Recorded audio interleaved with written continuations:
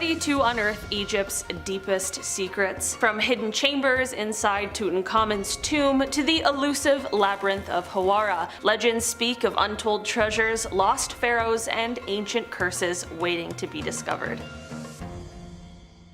Starting this list off today in our number 10 spot, we have the Tomb of Herihor. Amidst the towering columns and sacred halls of the Karnak temple complex, the elusive tomb of Herihor continues to captivate historians. Herihor was no ordinary figure. Originally a high priest of the Amun, he boldly declared himself pharaoh during Egypt's tumultuous Third Intermediate Period. Yet, despite his audacious rise to power, little evidence of his burial site has ever been found. Some speculate that his tomb could be hidden within a secret chamber of Karnak itself, filled with treasures and inscriptions that chronicle a time of political intrigue and religious upheaval. Others wonder if his final resting place was deliberately concealed to protect his legacy from rivals. The discovery of Herihor's tomb could unlock a treasure trove of artifacts and scrolls, shedding light on a shadowy chapter of Egyptian history. As each new expedition delves into the ancient ruins, the possibility of unearthing this lost tomb adds a layer of excitement and mystery. Could the next turn of a dusty corridor finally reveal the secrets of the self-made pharaoh who dared to redefine his destiny? In our number 9 spot today, we have the Lost Labyrinth of Egypt at Hawara. Hidden beneath the sands near the Fayum oasis, the Lost Labyrinth of Egypt at Hawara remains one of the most tantalizing mysteries of the ancient world. Described by historians like Herodotus as a colossal underground complex with thousands of rooms and winding passages, it's said to have rivaled even the grandeur of the pyramids. While archaeologists have uncovered some remnants that hint at its existence, the labyrinth itself remains largely unexplored and unopened. Legends speak of vast halls adorned with hieroglyphs that could unlock secrets of forgotten dynasties, or perhaps even chambers guarding untold treasures and mystical artifacts. Some theories suggest it was designed as a giant puzzle intended to protect sacred knowledge from falling into the wrong hands. The mere thought that such an architectural marvel lies waiting to be rediscovered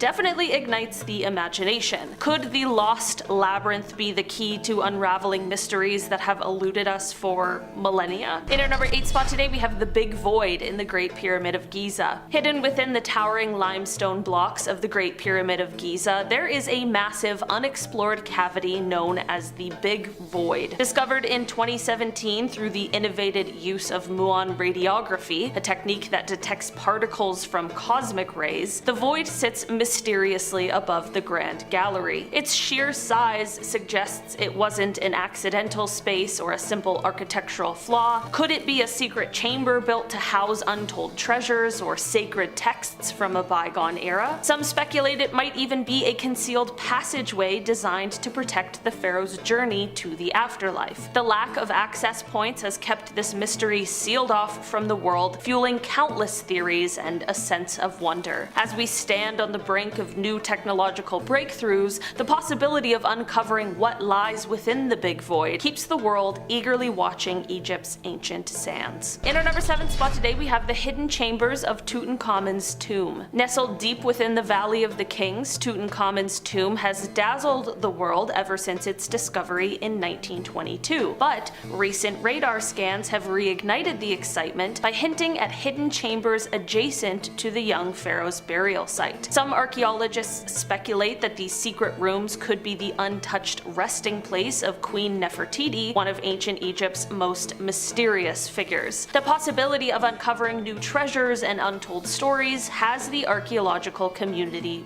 buzzing. Could these concealed chambers hold the key to mysteries that have puzzled historians for decades? As technology advances, the anticipation builds, and the sands of Egypt may yet reveal more of their timeless secrets. In our number 6 spot today, we have the Tomb of Imhotep. Deep within the ancient sands of Saqqara lies one of Egypt's most captivating mysteries, the undiscovered Tomb of Imhotep. Known as the brilliant architect who designed the Step Pyramid, the world's first colossal stone structure, Imhotep was so revered that he was deified after death, a rare honor bestowed upon few mortals. Yet, despite his monumental impact on history, his burial site has never been found. Archaeologists speculate that unearthing his tomb could reveal groundbreaking insights into Old Kingdom Egypt, possibly containing ancient scrolls detailing the origins of pyramid construction or medicinal texts that predate modern knowledge. Some even whisper about hidden chambers filled with artifacts that could rewrite everything we know about ancient engineering. The quest to find his tomb isn't just about locating a lost grave, it's a race to uncover secrets that have been buried for over 4 millennia. In our number 5 spot today, we have the lost tomb of Cleopatra and Mark Antony. Somewhere along the sun-soaked shores near Alexandria, or hidden beneath the ancient ruins of Taposiris Magna, lies the elusive tomb of Cleopatra and Mark Antony,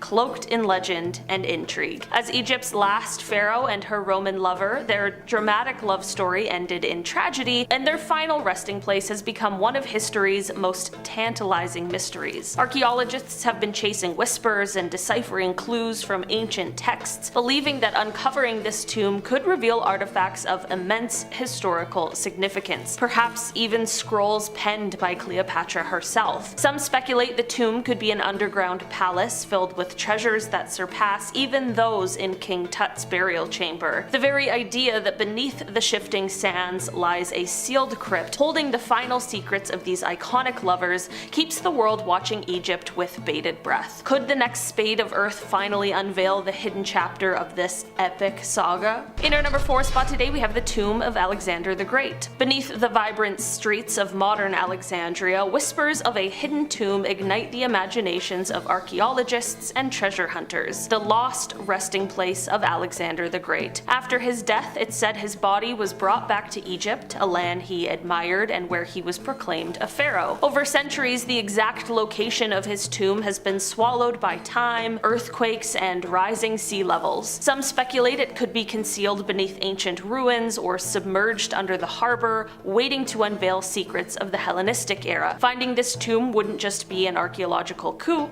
it could potentially unearth artifacts or writings that reshape our understanding of history. The allure of unlocking such a monumental mystery keeps the world watching as each passing year holds the tantalizing possibility that Alexander's legendary tomb might finally be found. In our number 3 spot today, we have the underground chambers beneath the Sphinx. Deep beneath the stoic visage of the Great Sphinx on the Giza Plateau, tales of hidden chambers and secret tunnels abound. For centuries, locals and adventurers have whispered about what might lie beneath this ancient guardian of the pyramids. Geological surveys have revealed anomalies, unexplained voids and cavities that suggest the possibility of underground rooms or passageways. Some believe these spaces could house lost treasures or ancient texts detailing the mysteries of the pharaohs. Others speculate about connections to the mythical Hall of Records, a legendary repository of wisdom from a bygone era. The risk of damaging the Sphinx has kept these secrets locked away, as no confirmed entrances have been found to explore them. The allure of what might be concealed beneath these colossal paws continues to captivate the world. Could unlocking these chambers alter our understanding of history itself? In our number 2 spot today, we have the burial chamber of Pharaoh Amenhotep I.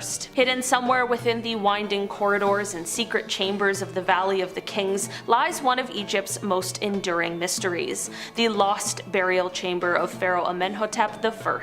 Despite decades of tireless excavation and exploration, archaeologists have yet to uncover his final resting place. This pharaoh ruled during a transformative period of the 18th dynasty, and his untouched tomb could be a gold mine of ancient treasures and forgotten texts. Some believe it might contain scrolls that detail the earliest practices of mummification, or even maps to other undiscovered tombs. There's talk of hidden passageways sealed by elaborate traps designed to protect his legacy from tomb robbers of the past and the present. The allure of finding Amenhotep I's tomb isn't just about unearthing riches, it's about unlocking a pivotal chapter in Egyptian history that could redefine what we know about this ancient civilization. Could the next strike of the pickaxe finally reveal the secrets that have been buried for a millennia? And finally, in our number 1 spot today, we have the unopened tombs in the Valley of the Kings. Deep within the sun-baked cliffs of the Valley of the Kings in Luxor, several mysterious tombs lie untouched, sealed since ancient times. Detected by modern technology like ground-penetrating radar, these hidden chambers remain inaccessible due to unstable rock formations and the challenges they pose. Some archaeologists speculate that these tombs could belong to lesser-known pharaohs or influential nobles whose names have been lost to history. Others whisper about the possibility of secret cults or even undiscovered dynasties concealed within. The allure is irresistible. What if these unopened tombs house untold treasures, sacred artifacts, or scrolls that could rewrite our understanding of Egyptian civilization? Each day, the desert sands shift slightly as if guarding these secrets a little longer. The anticipation builds. Could the next archaeological breakthrough finally unlock these silent chambers and the mysteries that they hold?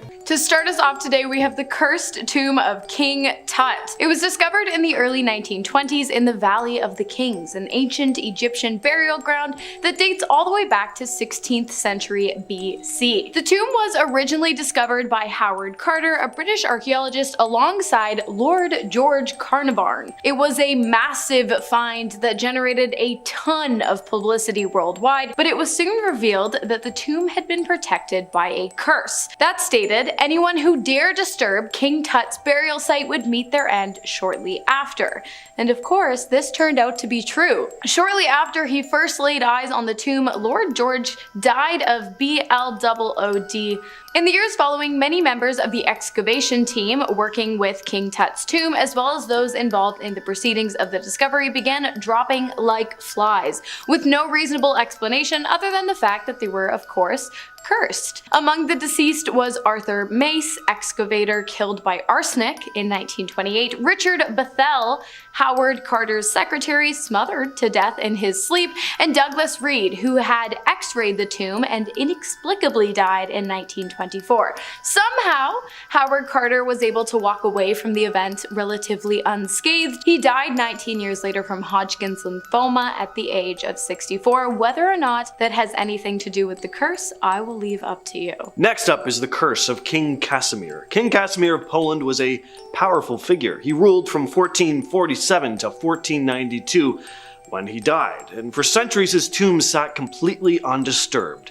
Until 1973, a team of archaeologists opened the tomb during renovations of the Holy Cross Chapel. When King Casimir's tomb was opened, they found decaying wooden coffins with the remains of Casimir and his wife Elizabeth of Austria inside. After restoration work, they were reinterred, but soon a number of archaeologists who were in the 12-person team started getting sick.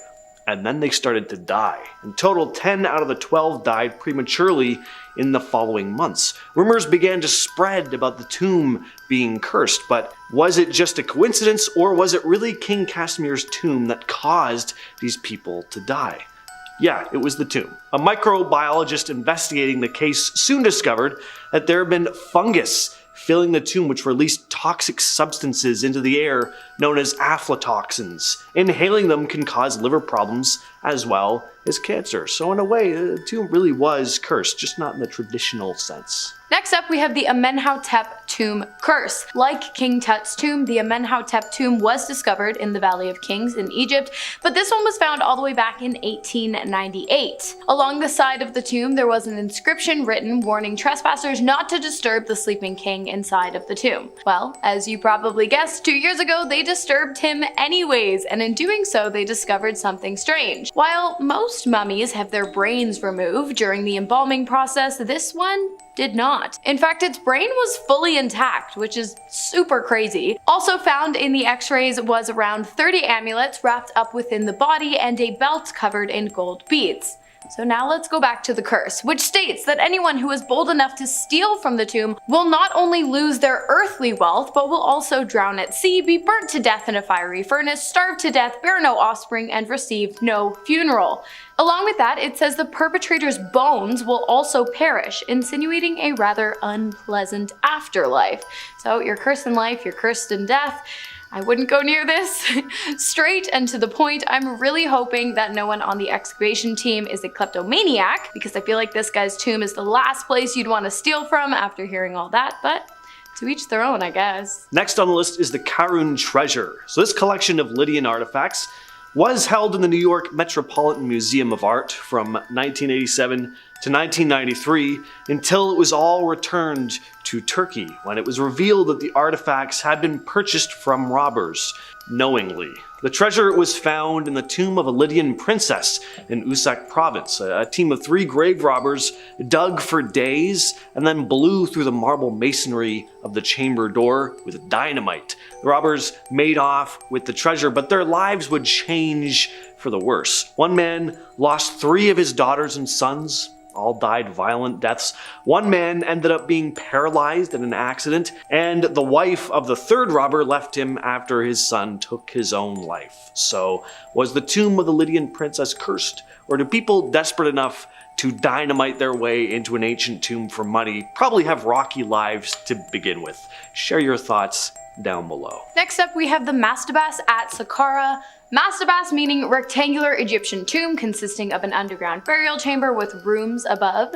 Saqqara being a necropolis in Egypt, which is basically just a massive burial ground. More than 160 mastabas tombs have been found in Saqqara, and while some are relatively basic, some are a little more foreboding. In particular would have to be the mastabas of Kentika Ikaki, which is inscribed with the words, "As for all men who shall enter this, my tomb impure, there will be judgment, an end shall be made for him. I shall seize his neck like a bird. I shall cast the fear of myself into him." That's pretty specific and unique, I suppose. Many other of the mastabas on the ground hold curses, but none quite like that. The most commonly seen curse in Saqqara would most likely be the one that invokes the anger of the god of reckoning and reads, "Cursed be those who disturb the rest of a pharaoh. They that shall break the seal of this tomb shall meet death by disease that no doctor can diagnose." Nice. The Tomb of Timur. Timur was a Turco-Mongol conqueror and warlord, founder of the Timurid Empire. He died in 1405 and was buried in present-day Uzbekistan. In 1740, a man named Nadir Shah attempted to break into the tomb. He ended up breaking the sarcophagus and took a jade slab from it. But his son then fell severely ill. Shah returned the stolen slab and miraculously, his son recovered. Now cut to June of 1941, and Soviet anthropologists led by Mikhail Gerasimov under Stalin's orders set out to open the tomb to confirm if it truly was the tomb of Timur. They'd been warned that the tomb was cursed, but they proceeded anyway. Once the tomb seal was broken, a foul odor filled the air, and just 2 days after it had been opened, Germany attacked the Soviet Union. Stalin, informed of the events, ordered Timur's remains to be returned to Samarkand to receive a reburial with Islamic rites. And just 2 weeks after the reburial, the Red Army achieved a major victory at the Battle of Stalingrad, a turning point in World War II. Next up, we have yet another tomb found in the Saqqara necropolis of Egypt. Guys, when I said this was a massive burial ground, I meant it. The tomb of Hezi, while not a mastaba, can also be found in the area. And perhaps what sets this particular curse apart from any others is the fact that it does not only condemn those who dare to disturb the lying pharaoh, but it actually condemns the pharaoh himself, should he be disturbed. The inscription on the side of the tomb of Hezi reads, "As for anyone who will enter this tomb after he has eaten abominations or after he has copulated with a woman, I will be judged with him in the council of the great God." Seems strange to stake your afterlife on the actions of modern day architects, the studs of the science world, but hey, may God strike you down, I guess. Next on the list, we have the curse of Colonel Buck's tomb. Jonathan Buck, born in 1719 in Haverhill, Massachusetts, was a justice of the peace and legend has it that he ordered a witch to be burnt at the stake. The witch put a curse on him, saying that his tomb would be stained with her mark for all eternity. As she burned in this fire, one of her legs rolled out onto the ground. Colonel Buck died in 1795, but it wasn't until 1870 that a monument was erected to him, and on that monument is a strange mark, almost resembling a woman's lower leg. And with every attempt to wash it off or even replace the tombstone entirely, it just keeps reappearing. Eerie, but kind of a lame curse. I mean, I don't know, I wouldn't care if you drew a leg on my tombstone, better than being cursed to die a horrible death, or my entire bloodline being cursed for eternity. Plus, it doesn't even take effect till after I'm already dead. I don't know, this witch, I don't think she was dangerous enough to be burned alive. Next up, we have the cursed tomb of King Ahiram. The tomb was unearthed in 1923 during an excavation that took place in the ancient Phoenician city of Byblos. The tombs were revealed after a rainstorm had caused the collapse of a hill, which revealed a total of 9 rock-cut limestone tombs dating all the way back to 1000 BC, one of which belonged to none other than the mysterious King Ahiram. What makes him so mysterious? Well, other than the record of his name being carved into the tomb, no one had actually ever heard of him before. What's stranger still is the fact that along with the king's name, a curse had been inscribed onto the side of the tomb as well. The curse reads, "If any king or governor or army commander exposes this coffin, then let his judicial scepter be broken, let his royal throne be overthrown, let a vagabond efface his inscription."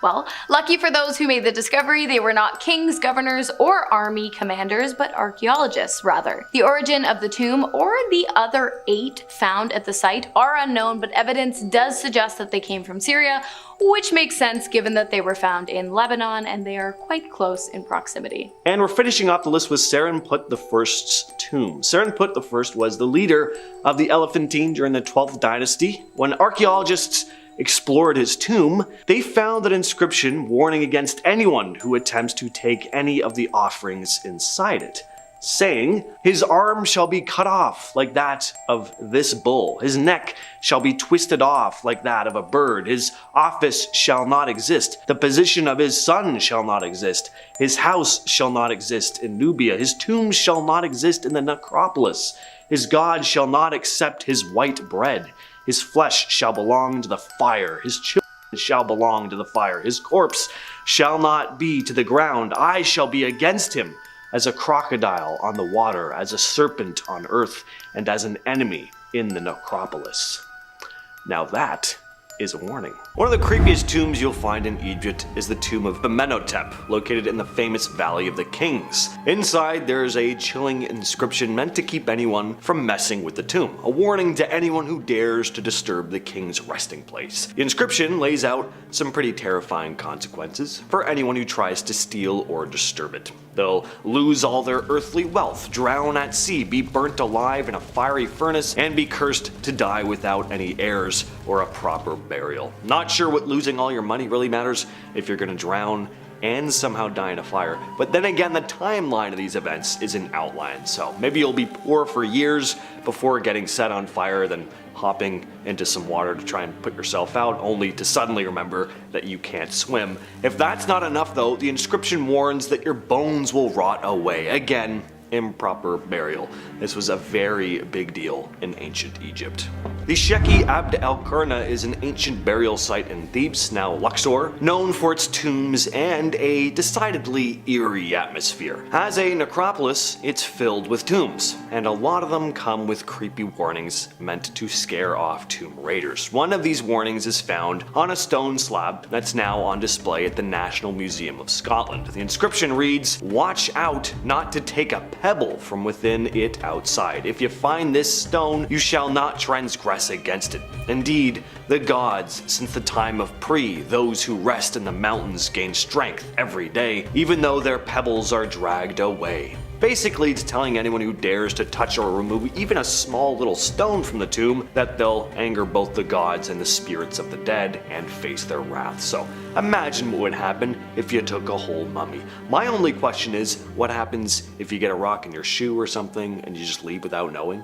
Does the curse count if you take something away accidentally. As for all men who shall enter this, my tomb impure, I shall seize his neck like a bird. That's what's said on the mastaba of Katika Akeki. Mastabas are a type of tomb with a flat-roofed structure that were commonly used for burials. In Saqqara, there are over 160 of these tombs, many of which contain mummies. Not every tomb has spooky inscriptions, but some certainly do, messages that make it very clear what happens if you try to loot them. Archaeologists have found colorful hieroglyphics in some of these tombs, and according to a professor from the American University in Cairo, these warnings are serious. Anyone deemed impure who enters one of these tombs is condemned to a punishment from the gods. Part of the inscription on Ikaki's tomb, warning about the gods seizing your neck like a bird, is pretty cut and dry. Mess with the tomb, your life will suck and you'll probably die a brutal, painful death. Enkhtifi was an ancient Egyptian nomarch, which means he was a regional governor, and this was around 2100 BCE. He was also a military commander. He might not have been a full-on pharaoh, but he was still pretty important,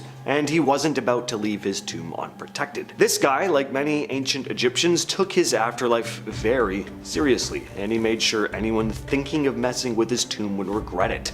On the walls of his tomb, Enkhtifi left a pretty ominous warning. Basically says that if any ruler, or anyone, really disturbed his tomb, they'd be rejected by Hemen, a falcon god associated with the afterlife. Now, if this wasn't enough of a curse, he also declared that the heirs of anyone who tried to loot his tomb would lose their inheritance. So not only would you face the wrath of the gods, but your family would lose everything as well. Now, while this inscription might not have stopped modern-day archaeologists from digging up the tomb, it definitely worked on the ancient tomb robbers. The inscription seems to have done its job because there's no sign that anyone dared to loot Enkhtifi's tomb back in the day. The roof collapsed at one point and ended up being fixed in the 20th century, but the damage wasn't caused intentionally, and even then, most of the place is still intact. Harkuf was an ancient Egyptian explorer and governor of Upper Egypt during the 6th dynasty. He made sure to leave behind a pretty ominous warning for anyone who might try to disturb his peace in the afterlife. In his tomb, Harkuf left an inscription that mainly talks about his experiences and hopes for his journey into the afterlife, but then he adds a message for anyone daring enough to step into his tomb. The inscription reads, "As for any man who shall enter into this tomb, I will seize him like a wild fowl. He shall be judged by the great God." Now, at first, might not sound like the scariest curse, but when you dig into ancient Egyptian beliefs, it's actually pretty terrifying, and the age of the pyramids being cursed by the great god was very serious. The great god, often associated with Osiris, the god of the afterlife, had the power to condemn a soul for eternity. So being judged negatively by him was pretty much the worst thing that could happen to anyone back then. The tomb of Ankh-Amor in Saqqara, like many tombs in the area, is protected by a curse. And this curse is definitely one you don't want to mess with. The inscription in his tomb says, "As for that which anyone might do against this my tomb, the same will be done to his property. I am an excellent priest, knowledgeable in secret spells and all forms of magic, and as for anyone who enters my tomb impure or who does not purify themselves, I shall seize him like a goose and fill him with the fear at seeing ghosts upon the earth." I really like this one. Instead of the gods judging you, he'll be dealing with you himself, and he knows magic, which is pretty scary. He's a mummy wizard. Senenmut was a high priest and the royal advisor to Queen Hatshepsut, one of Egypt's most powerful pharaohs. Some even speculate that they were more than just political partners, that they were also getting it on. While we can't say for sure what their relationship really was, Senenmut was a pretty important guy. After he died, his tomb was built right next to the queen's, and even closer to her pharaoh's tomb. This was a big deal. It was a huge honor to be buried so close to royalty. It's led to some beliefs that Senenmut's status may have had something to do with some behind-the-scenes politics, or maybe something a little more personal. When archaeologists uncovered his tomb, though, they found it in remarkable condition and also uncovered something a little less welcoming, a curse. The inscription on the tomb reads, "His lifetime shall not exist on earth." Not the fanciest curse, but it is blunt. It's quick and to the point. The tomb of Hezi is also located in Saqqara, one of Egypt's most famous burial sites, and it holds the remains of a nobleman from the Old Kingdom. Like many tombs, the hieroglyphic inscriptions on the walls start by telling the story of Hezi's life, and that's an interesting thing to mention. A lot of what we know about high-ranking members of ancient Egyptian society comes from the inscriptions on their tombs. We get to learn a lot about who they were, what they did, but anyway, on to the curse. After the usual biographical stuff, we get a warning which says, "As for anyone who will enter this tomb after he has eaten abominations, or after he has copulated with woman, I will be judged with him in the council of the great God." So this one's a little bit strange. Not only does it threaten those who disturb the tomb, but it also seems to involve Hezi himself in the judgment. Basically, if you've done anything deemed impure before entering, Hezi will be right there facing judgment alongside you. He's kind of playing to like your sympathy a little bit, you know, like don't mess with it. I don't want to get in trouble along with you. You don't want to mess with a curse that involves not just you, but also the guy resting there. I mean, that's not fair. Serenput I was a leader from Elephantine during Egypt's 12th dynasty, and it seems he was serious about protecting the offerings placed in his tomb. To make sure no one messed with the sacred gifts left for the gods, he left probably the most intense warning out of any on this list, saying that anyone thinking about taking anything from the tomb will have their arm cut off, neck twisted off like a bird, his office shall not exist, the position of his son shall not exist, his house shall not exist in Nubia, his tomb shall not exist in the necropolis, his god shall not accept his white bread, his flesh will belong to the fire, his children shall belong to the fire as well, his corpse shall not be to the ground, I shall be against him as a crocodile in the water, as a serpent on earth, and as an enemy in the necropolis. Just a very aggressive message. To put it simply, everything bad you can think of will happen to you if you mess with this tomb. From losing your arm and neck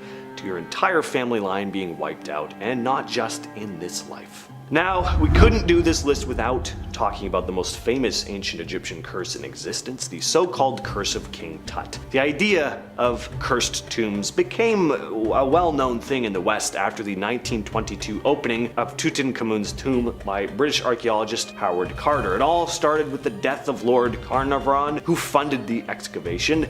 He died shortly after the tomb was opened, reportedly from an infected mosquito bite. But then all these rumors started to spread that it was because of King Tut, that his tomb was cursed, with the media sensationalizing the idea that anyone who disturbed the tomb would face dire consequences. A lot of the curse stories came from all these sensational reports, like one where a cobra symbolizing Egypt's royal power killed Carter's pet canary. People took this as a bad omen that the spirit of Tut was striking down intruders, but most of the curse claims have been debunked. Studies showed that Lord Carnarvon's death was caused by a bacterial infection, not any supernatural forces, and in fact only a small number of people associated with this tomb's discovery died young or under any unusual circumstances. Carter himself, who is a skeptic of the curse, lived another 17 years, dying of lymphoma in 1939. Most others, like Carnarvon's daughter, Lady Evelyn Herbert, lived long lives well into old age. But it's still a really fun idea and a fun urban legend and story. Starting off in our number 10 spot, we have fire mummies. This discovery isn't necessarily one that came from a tomb, but it is from an ancient burial site, and it's unlike anything I've ever seen before. This is something that was discovered when loggers ended up stumbling upon the Kabayan burial caves and found a bunch of tiny nut-like coffins. This led people to wonder how the ancient culture of the Abaloi, the ones who created these burial caves, managed to fit the deceased inside of these small coffins, and the answer is unbelievably fascinating. When a member of the tribe was close to death, they were forced to gulp down a bunch of salt water, which essentially would begin the curing process from the inside out. Once they died, they would be rubbed down with herbs and then literally slow roasted over a period of weeks or months, and it is said to help speed up the process, members of the tribe would blow tobacco smoke inside of the body. In the end, this would create a compact and well-preserved corpse that could be placed into these tiny coffins. The method actually worked so well that you can still see their intricate tattoos to this day. In our number 9 spot today we have the unmarked sarcophagus. When archaeologists in Egypt found a mysteriously large black granite sarcophagus that was unmarked, they knew they were going to find something unexpected inside, but it truly was worse than anyone could have imagined. When opened, this sarcophagus was found to contain 3 skeletons, but unfortunately and disgustingly, according to officials, sewage had leaked into the coffin from a nearby road, which left these skeletons resting in that awful mess. Not only do I feel bad for the people who made this discovery, because truly how awful would that be, but I feel terrible for the people these skeletons belong to. Honestly, sometimes I feel like we should leave things and the dead alone, but in times like this I'm glad these people were found. Further analysis revealed that those buried inside of the coffin included a young woman and 2 young men, all of which appear to have been placed on top of each other in different burials. One of the skeletons had clearly been on the receiving end of a medical treatment called trepanation, or making holes in the skull. In our number 8 spot today we have the Lothagam North Pillar site. One of the most incredible archaeological finds in Kenya led to a, well,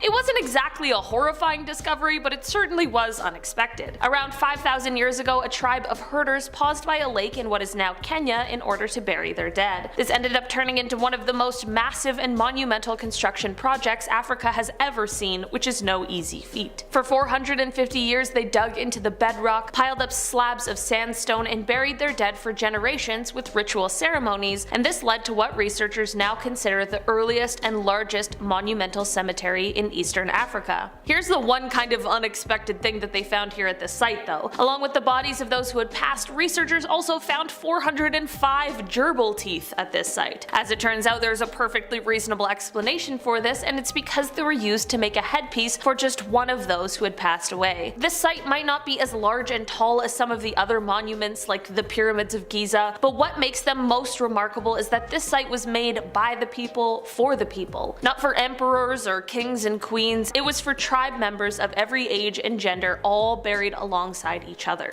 In our number 7 spot today we have the ancient virus. With modern science comes ancient discoveries. Using advanced DNA sequencing on a 16th century mummy, a team of scientists revealed the complex and evolutionary history of hepatitis B, or the HBV virus. The genomic data was extracted from a 450-year-old mummy, and it is the oldest evidence we have of the virus, which suggests that humans have lived with and evolved alongside HBV for centuries. While it's terrible to think of people suffering from an infection, especially one that thanks to modern medicine we have a vaccine for, this discovery gives immeasurable insight into the virus itself, and this can be used to help scientists understand it better. While I mentioned that there is a vaccine, this is something that is still highly deadly in our world for people who don't have access to it. The more we can learn about it, the better understanding we can have, which will hopefully in turn save people's lives. In our number 6 spot today we have the Netherlands catacombs. Earlier this year, while work was being done on a church in Delft, which is in the Netherlands, in order to extend the royal burial chamber that exists within the catacombs, there were about 200 skeletons that were suddenly uncovered. After months of digging, archaeologists reached a depth of 1.5 meters and they had found 150 people in proper graves, with 4 to 5 people found buried together in various charnel repositories. The discovery came shortly after there were bones from medieval times found on the square which the church stands, and it is said that researchers were finding a large difference between the 2 sets of remains. The square is said to have been a burying ground for the poor, while the church was left for the rich, which is where the main difference stems from, as people in the court are usually younger and in notably worse condition. Research is now being done to identify who these people may have been on both accounts. There's something really eerie about finding 200 skeletons located in the catacombs beneath a church. Okay, it's not a little eerie,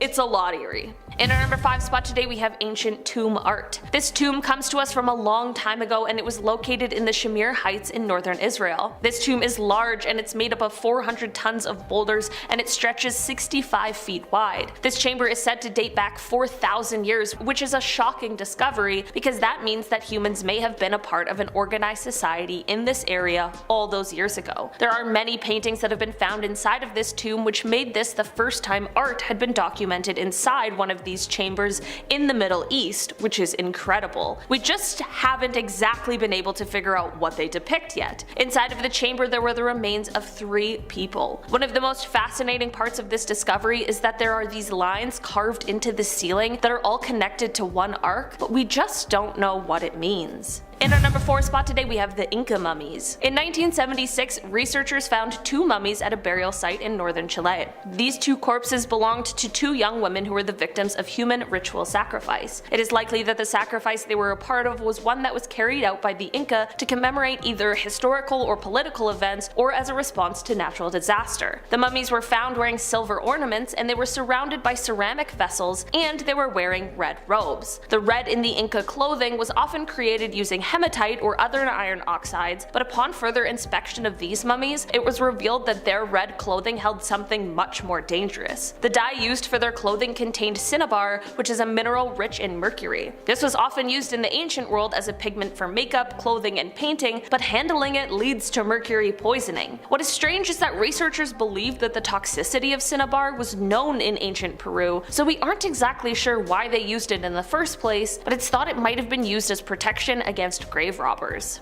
In our number 2 spot today we have the Phaleron Delta Necropolis. In 2016, during the construction of a new library and opera house in Athens, crews accidentally stumbled upon this necropolis, which is a cemetery that is the final resting place of more than 1,500 citizens from ancient Greece, and while this most definitely is an eerie discovery and a reminder of our own mortality, the horrifying discovery came when they found a smaller chamber within this one, and inside there were more than 80 skeletons that all had their hands shackled above their heads. How's that for a horrifying discovery? Each of these skeletons belonged to people who died young and healthy, and while the exact cause of death is yet to be determined, all signs are pointing to some kind of mass execution. Right now, the best theory as to who these people may have been is that they may be some of the people who were part of a coup in 632 BC that was led by Cylon against Athens. It's just strange that even after these people passed, they didn't unshackle them, but that just might be a mystery destined to stay a secret. In our number 1 spot today we have the Ancient Mystery. Okay, this is one of the coolest things I've ever heard and it has me rethinking my career. Maybe I do want to be an archaeologist after all. Basically, researchers have found a 1,300-year-old Chinese mystery, and where did they find it? In a tomb raider's shaft. This feels like a Hollywood blockbuster and somehow it's just real ancient life. While excavating a tomb in China, the team discovered the skeleton of a young man who was riddled with wounds, giving clues as to how he died. The man is estimated to have been about 25 years old, and it is thought that he was harmed and then thrown into the tomb raider shaft while he was still alive, which is absolutely gruesome. It is believed that this crime took place between 640 and 680 AD. It appears as though he wasn't a thief because the shaft had begun to be refilled with soil by the time of his death, so we really aren't sure why this young man met this cruel fate. As a true crime enthusiast, this is absolutely fascinating, and I really wish we could find some answers to bring this guy's story full circle, but sometimes these things just stay a secret. Starting us off at number 10 is King Tutankhamun Part 1. Now back in the day, and this was done a lot in ancient Egypt, people would place curses on tombs as a safety measure. This was done because if any of the possessions inside a tomb were disturbed, then the person buried or wrapped up inside wouldn't have had a peaceful afterlife. But that fact clearly didn't stop many Egyptologists, including the Earl of Carnarvon, George Herbert, who funded the group dig in the Valley of the Kings where King Tutankhamun's tomb was found. George and his daughter traveled to Egypt where they were going to be present when the tomb was officially opened by the Department of Antiquities. However, the father-daughter duo, along with an assistant, went into the tomb multiple times, which was just unauthorized. They even made a breach in the corner of the tomb's doorway and looked inside, and this was the first time modern people had stepped foot in the tomb. Journalists reported that the words "death shall come on swift wings to him who disturbs the peace of the king" were inscribed near the door. A few months later, the Earl died from an infected mosquito bite. I don't want to say it's karma, but it was karma. Now I know that that could be completely unlinked, but a similar lesion was found on the pharaoh's cheek during an autopsy, which is just sus as hell, and to top it all off, all the lights in the Earl's house just blacked out the moment he died with zero explanation whatsoever, so it's safe to say death really did come on swift wings, didn't it?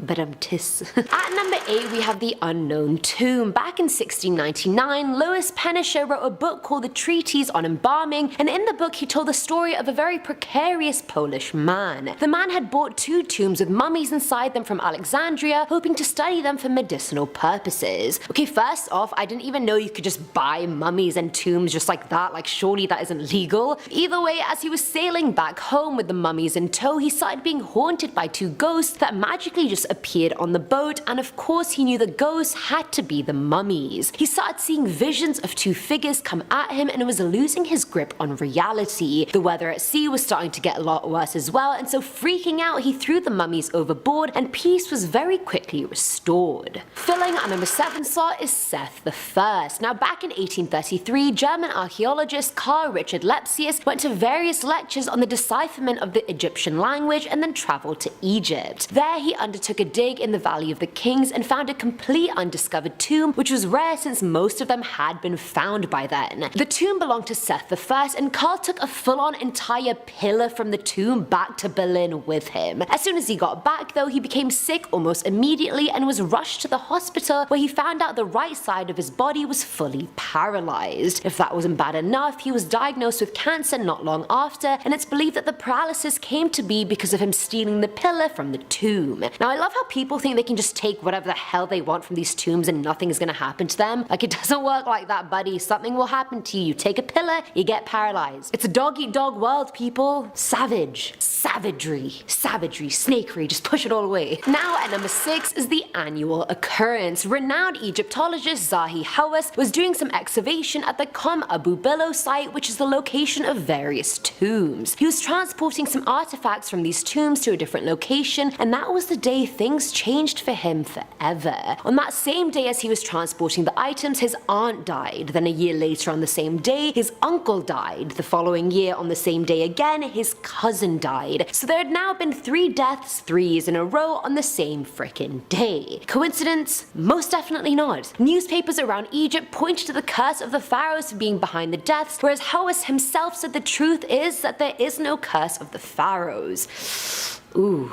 unpopular opinion maybe perhaps.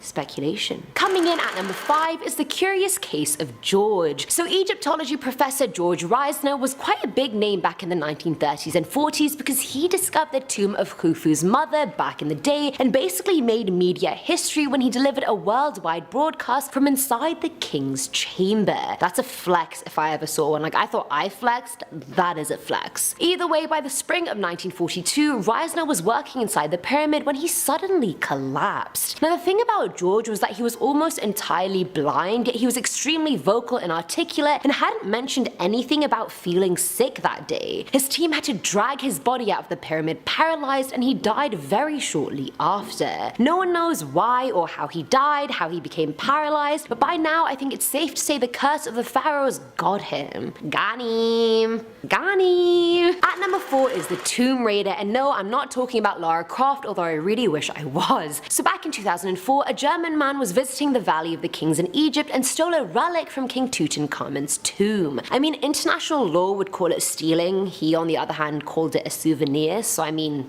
that's none of my business. Stealing. Either way, when he got back to Germany, the man came down with a horrible fever and fatigue despite being 100% healthy days prior. The fever turned into paralysis and soon death. The man's stepson was convinced that the relic his dad had stolen was cursed and returned it to Egypt's Supreme Council for Antiquities, hoping that that would allow his dad's soul to rest in peace. I mean, honestly, if you're disrespectful enough to steal an artifact from a grave, then does your soul really deserve to rest in peace? Didn't think so. Next. Filling our number 3 slot is Casimir IV Jagiellon, and I know there are many pronunciations of his name, the Lithuanian version, the Polish version, like there's many, so don't come for me, honestly. Now Casimir had a bunch of royal titles, but the main ones were the Grand Duke of Lithuania and the King of Poland, both of which he upheld from the 1440s till his death. He died in 1492 at the age of 64, and his remains were put inside a tomb and sealed inside the chapel of the Wawel Castle. Fast forward nearly 500 years later, a team of 12 archaeologists ventured to Poland to open his tomb, and when they did, they found his rotten corpse in there, which sounds pretty anticlimactic. Like, what else were they expecting to find there?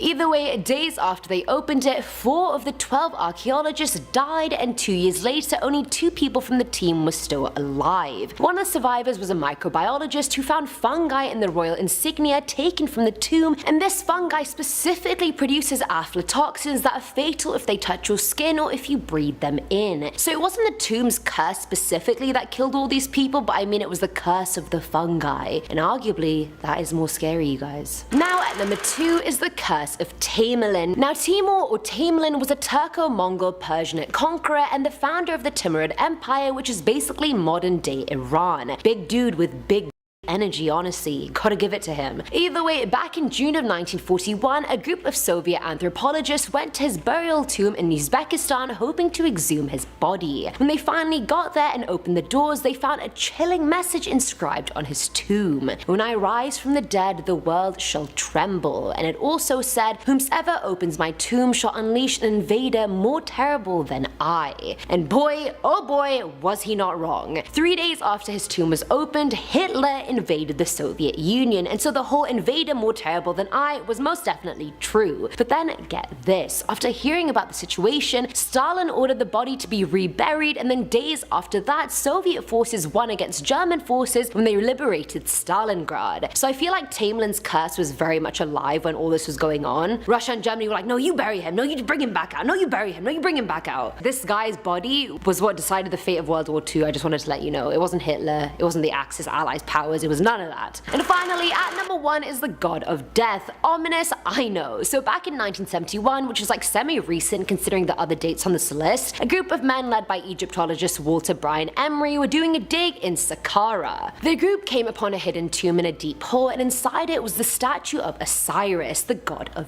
death. The statue wasn't even that big, it was like less than 20 centimeters long max, and the worker quickly gave it to Emery, who took it to his dig house. He then went to take a shower, but a few minutes later his assistant heard some strange moaning noise coming from the house. He went in and knocked on the bathroom door but got no answer. Getting slightly worried now, he went inside to find Emery clutching the basin for dear life, unable to move with a horrid look of trauma on his face. His assistant had to physically grab him by the shoulders, drag him to the couch, and then call an ambulance. The diagnosis was pretty clear. Emery was completely paralyzed from the right side and became unable to speak, and sadly died the next day out of literally nowhere. His team and wife believe the tomb was cursed, whereas I believe if you're finding the god of death hidden somewhere deep down in the desert, you can't possibly be surprised that you yourself was met with death very quickly later.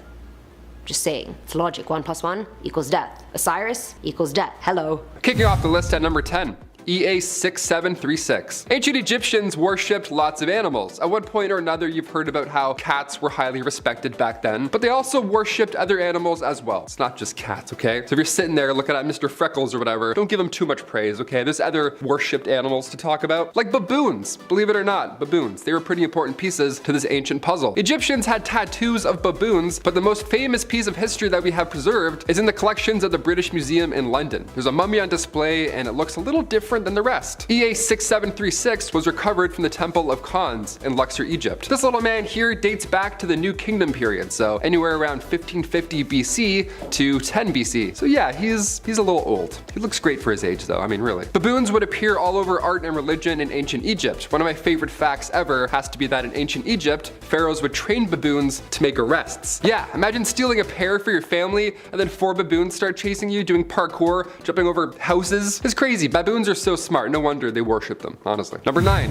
Ankhesenamun. This queen was ruling during the 18th dynasty of Egypt. The pharaoh Akhenaton, this was his daughter. She followed in her father's footsteps and was a great ruler, but she was also the wife and half-brother of one King Tut. Her and King Tut had the same father, but their mothers were different. After King Tut's death, however, it's believed this queen may have married the pharaoh shortly after. And perhaps she's buried near him currently in the Valley of the Monkeys. That's why we can't find her. Back in 2010, DNA testing was being done in tomb KB21, where 2 18th dynasty queens were recovered from that tomb in the Valley of the Kings, but not enough data was found from the mummies, but they do know the DNA is from the 18th dynasty royal bloodline, so getting closer. In another tomb though, KB63, numerous coffins were found. One had an imprint of a woman on it, along with jewelry, women's clothing, but the biggest clue really was pottery fragments. Of course.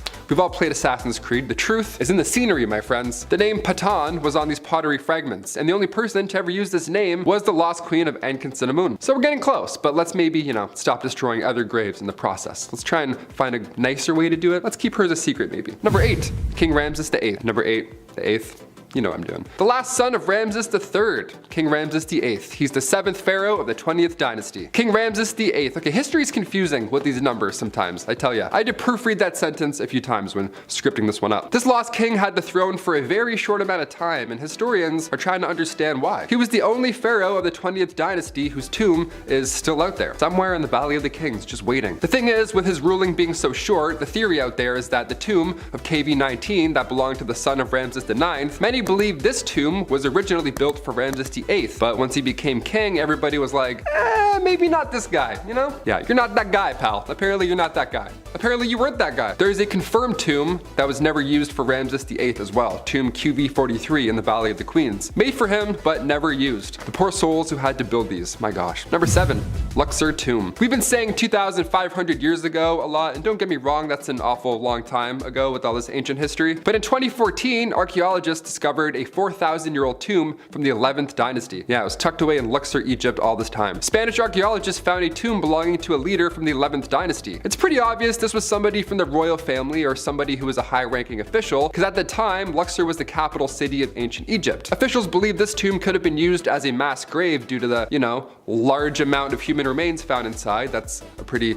jarring clue. It's important to note that this tomb had also been used during the 17th dynasty because tools and utensils from later on in that time were also found in this tomb. We're gonna find a spork in 5,000 years and be like, ah yes, ancient tools for Gogurt. Number 6, the animal tombs. This tomb was found, as you may have guessed, in the Valley of the Kings, like all the great ones here. But this one doesn't sound like the rest. For starters, it's a number rather than a name. What in the Elon Musk is happening here? Whose name was a number? What? Tomb KV50 and KV51 and this one as well all form a group referred to as the animal tombs. Underneath 6 feet of debris, the entrance to these tombs were found. So when we enter a tomb normally that's been untouched, ideally for thousands of years, we can find anything. In fact, whatever they do find, it's a win, I guess. It helps complete this age-long puzzle. So when officials opened KV52 and it was completely empty, that doesn't feel too nice. That's not very warming. It was empty except for 2 boxes, both black and undecorated. The larger of the 2 contained the remains of a monkey, and the smaller one was a chest, and it had 4 compartments. Yeah, hauntingly bare compared to what else we have on this list coming up. Number 5.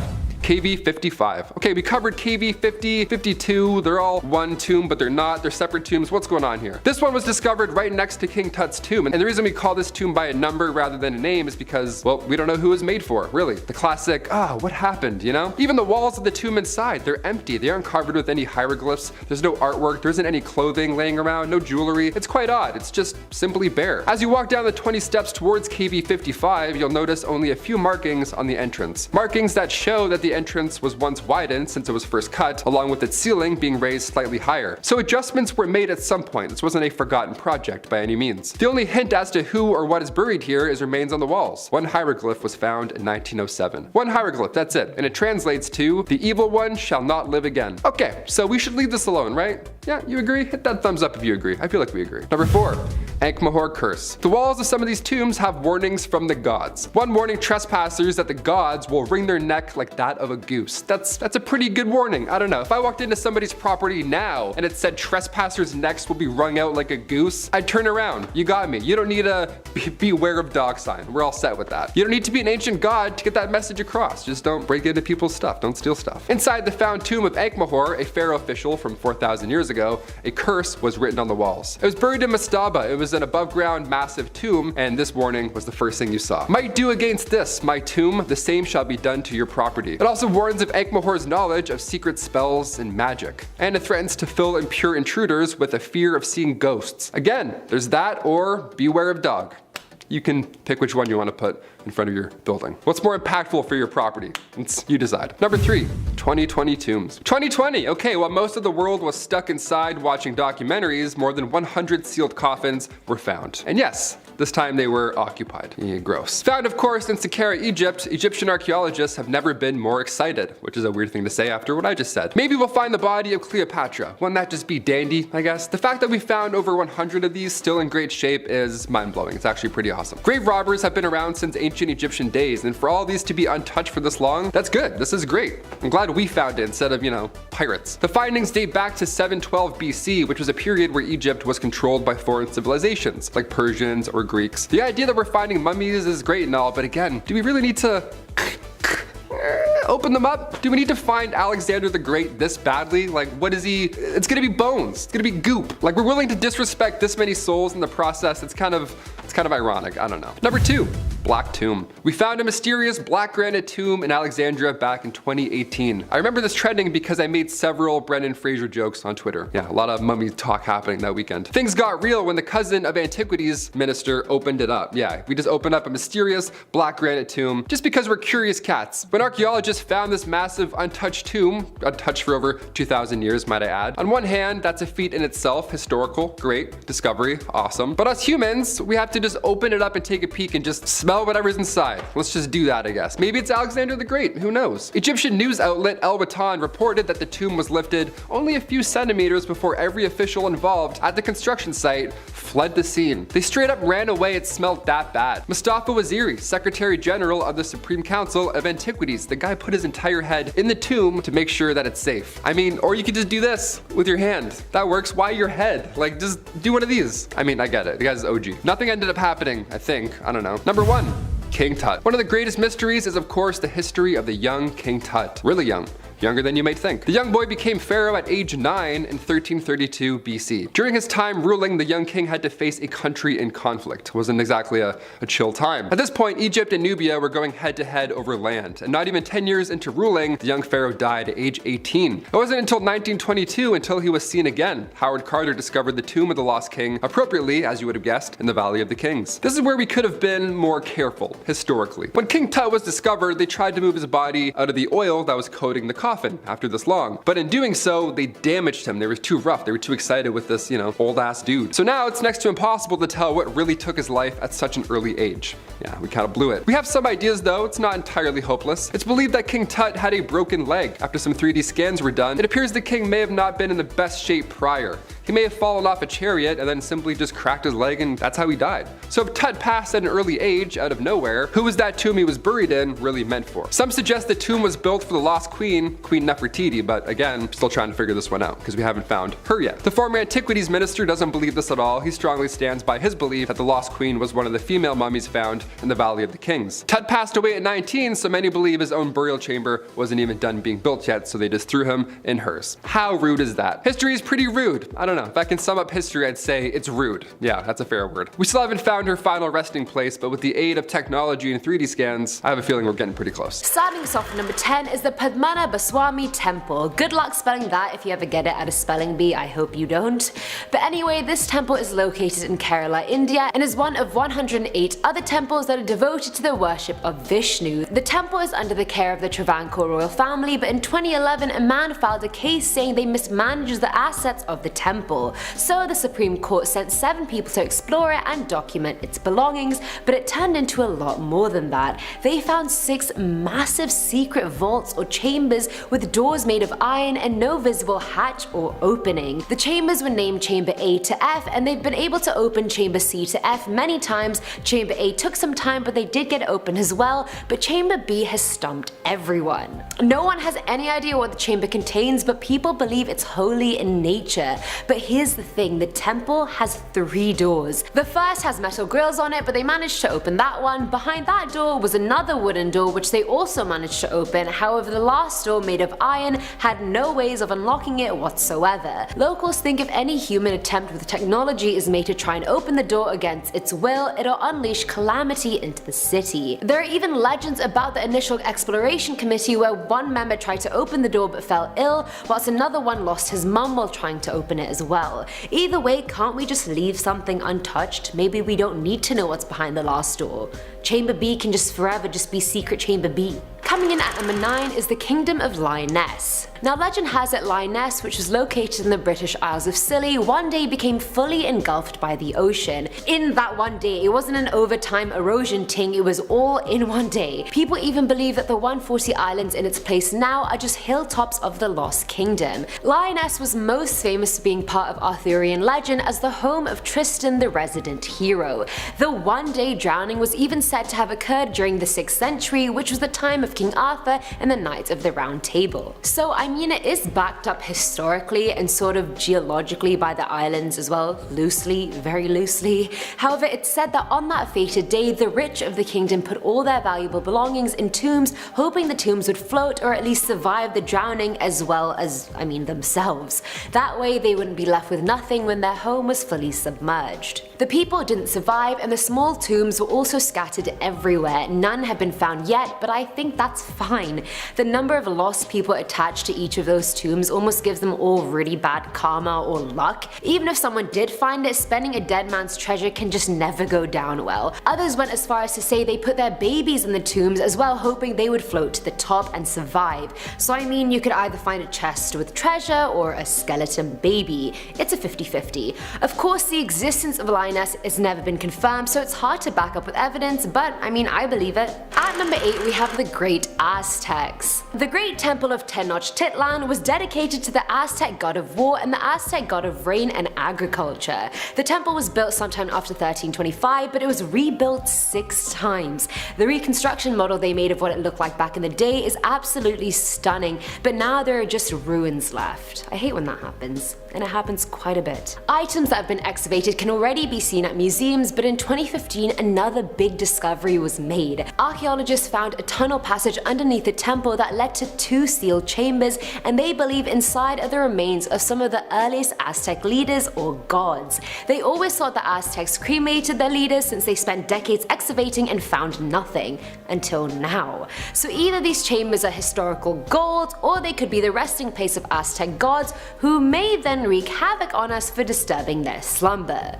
Whichever one you want to believe. Filling our number 7 slot is El Dorado, and I'm sure we've all heard of the legend of the golden city of El Dorado. Gaining a lot of attention in the 16th century, explorers and treasure hunters have been looking for El Dorado for as long as they knew it was a thing. I feel like I've been hearing about it since I was born. But El Dorado was actually the name of a mythical tribal chief of the Muisca native people in Colombia. They say he covered himself in gold dust and submerged himself in a lake. Since then, the legend has gone from being about him to being about a city of gold, then a kingdom of gold, and then an empire of gold. Despite centuries of searching, no one has been able to find El Dorado. A whole kingdom of gold? Of course they weren't going to make that easy to find. Many speculate El Dorado, the chief, wasn't that mythical at all. They believe his tomb is the key to El Dorado. People have spent so long searching for the kingdom itself, they forgot where it all began. The man himself. A lot of conspiracy theorists believe if El Dorado's tomb is found and opened, the kingdom will follow suit. But opening his tomb could also be like opening Pandora's box and lead to complete destruction. It just can't be as easy as simply finding and opening a tomb and becoming unimaginably rich, can it? If it can, that's a one-way ticket to Colombia for me. Now at number 6 is the Royal Cemetery. The cemetery in question is located outside Nanchang City, China, and it's 2,000 years old and it's bloody massive. It takes up 40,000 square meters and has 8 tombs as well as a chariot burial area with walls 900 meters long. But it also has a locked tomb in the main mausoleum that grabbed everybody's attention. Archaeologists hope that it will help identify whose burial site it is, and at this point their only guess is that it was Liu He, who was the most influential ruler during the Western Han Dynasty. The era itself is a bit blurry, but the loose story is that Liu assumed the throne, was then ousted, then he returned, and then he was forced out again. Major drama. The team found hundreds of terracotta figures, 10 tons of bronze coins, more than 10,000 things made of either gold, bamboo, jade, or iron, and they even found a road network and a drainage system. It sounds like these people were building a mini city, not just a burial site, which, you know what, do you. Either way, from the amount of valuables they already found there, is there really a need to open the locked tomb? If the guy went to this much effort to make his deathbed like this, I think we should just let him lie in it. Just let him be. Why must we ruin things? We don't need to. Coming in at number 5 is the lost city of Kalahari. So back in 1885, Canadian entertainer the Great Farini was one of the first to explore the unexplored Kalahari Desert in southern Africa. When he came back, he had photos with him which depicted ruins that were the remains of a lost civilization, or so he thought. He saw a broken line of stone that looked like it could have been a wall at some point, and he followed the remains and found heaps of flat stones that clearly had cement in between them. kingdom. That's evidence of a city if I ever knew that. That was sarcasm, by the way. After that, many have tried to find the lost city. Even Elon Musk's grandparents tried to find the city 12 times. In 2016, aerial scans confirmed the man-made ruins the great Ferrini had described, so whatever it was real. But extreme conspiracy theorists believe all the flat half-buried stones are the top part of a gigantic tomb belonging to one of the great leaders of one of the tribes living in the lost city. The theorists believe the leader and his tribe ensured his tomb would never be opened by performing rituals for it and on it, and if for any unfortunate reason someone does try and open it, well, I'll let your imagination wander. At number 4 is the intact tomb, which is very rare considering most of these tombs are thousands and thousands of years old, so finding one intact is a dream if anything. And with Egyptian tombs it's even harder. Even King Tutankhamun's tomb has been spoiled. But anyway, in 2018, Egyptian archaeologists found a 4,400-year-old tomb of a high priest called Watye. Hopefully I pronounced that right, didn't think I did, who lived during the 5th dynasty. Within the tomb there are 5 shaft tombs and 2 false doors. One of the shafts had been opened and unsealed, but the other 4 have stayed sealed. The 5th dynasty was the era in which the oldest copies of pyramid texts were carved into the pyramids. The tomb is around 10 meters long and is carved out of rock, which doing with hand tools is bloody hard. I've never done it, but it sounds bloody hard. The paintings and artwork they found are all really good quality despite having some water and time damage. However, they refused to open the other tombs for an undisclosed reason, so perhaps that's all we need to know. Filling our number 3 slot is Joseph Bonamy. Joseph was an English sculptor, artist, but more importantly Egyptologist. He went on the Hay expedition where he sketched antiquities, and people speculated he had learned the secret to time travel on his time there. But what stands out about Joseph was his mysterious connection with socialite Hannah Courtois, who may have funded his expeditions. Hannah inherited a fortune, and when she died, her mausoleum was this massive Egyptian-style crypt that Joseph had previously designed for her before he died. For 1854, it was distinct. Ironically enough, Joseph is buried nearby, and it's said that before he died, he passed all his knowledge on to Hannah. Reuters were actually the ones who published a report about this in 1998, claiming her mausoleum contains a working time machine. A key for the tomb has been missing for quite some time, which just adds more fuel to the fire.